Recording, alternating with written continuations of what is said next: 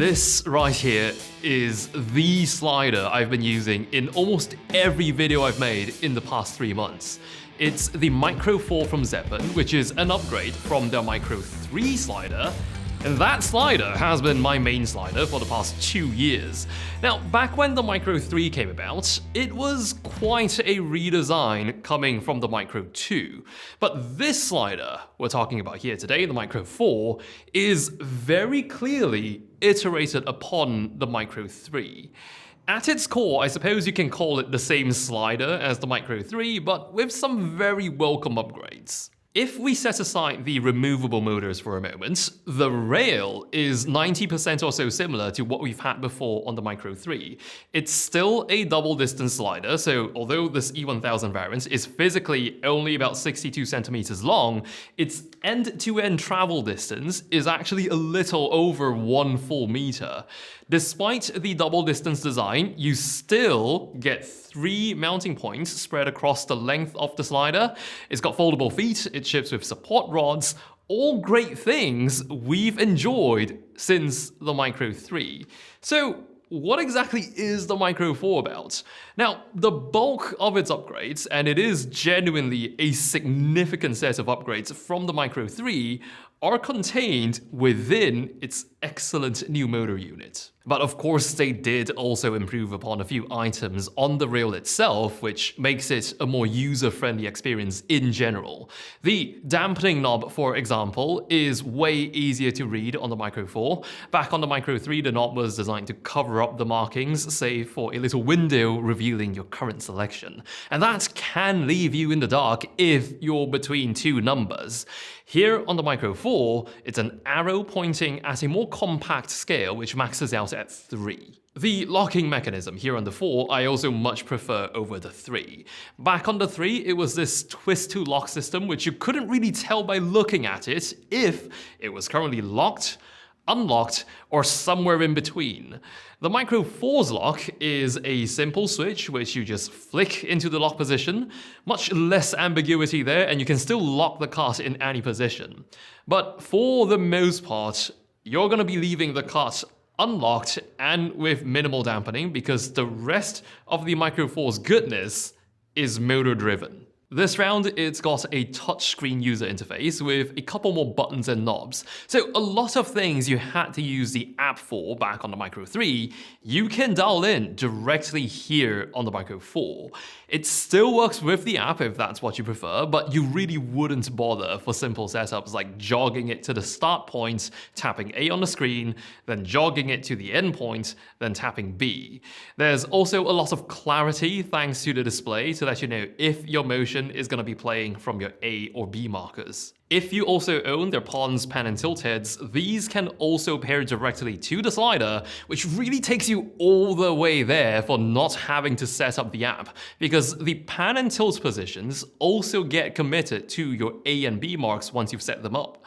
At some point, I did wish you could set up more than 2 marks on the slider, but for now, I suppose that's something the app is still useful for. For adjusting speed, there's a physical knob with a live percentage readout, plus an indication of how long the move will take to play back. Now I should note that it was also possible to set start and end points directly on the motor with previous versions of the Micro series sliders, but parameters such as speed were nowhere near this granular, and you most certainly need to consult the instruction manual in order to work out the button combinations.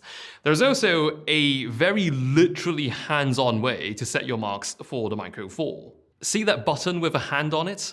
Give that a long press and it momentarily disengages the motor, so you really just push your cart to where you want your point A to be, tap A on the touchscreen, then push it to your endpoint, tap B, and already you have your A and B points set up. I find this particularly helpful for extremely precise positioning of my start or endpoints, especially during macro work and when using something like a probe lens. It's times when you just don't want to risk ramming your lens into your subject with a very powerful, torquey motor. Speaking of that, this motor can very well be all the reason to get a Micro 4. You'll see this switch in the corner that toggles the motor between normal and high speed modes. The way it worked back on the Micro 3 was you had a normal motor, and if you needed high speed, you'd have to swap it out for a high speed motor. It took a few moments, but now there's nothing in the way of just switching it back and forth with a toggle. The high-speed mode on the Micro 4 is also proper fast. Its top speed is just under 18 centimeters a second, which means an end-to-end move on this 1 meter slider lasts only about 5 seconds. There is no competition if we compare this against the Micro 3's normal motor at top speed. And even against the high-speed motor, the Micro 4 in its high-speed mode is still quite a margin faster. It's actually fast enough that on one occasion I used this slider not to put a camera on, but to point a camera at to compare the autofocus performance across 2 lenses. What I find crazy about this is it's one motor with a range that greatly exceeds both the Micro 3 motors combined. We have established that this can go faster, but maybe it can't get as slow if you need it to. The thing is, it can. In fact, it can go much slower.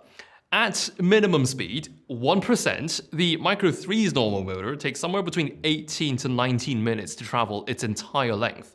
But with the Micro 4, you have the option to do it in 42.5 minutes. What I find even more alarming though is it seems you can go much slower using the app.